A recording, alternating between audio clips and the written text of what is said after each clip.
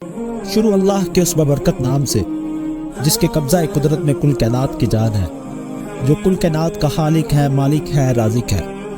اکثر لوگوں کے چہرے پر ورم پیدا ہو جاتا ہے، چہرے سوجے ہوئے ہوتے ہیں اور دانت عمر سے پہلے ہی ٹوٹ جاتے ہیں، اور بھرپور نیند کے باوجود بھی ان کے چہرے پر وہ رونق اور تازگی نظر نہیں آتی۔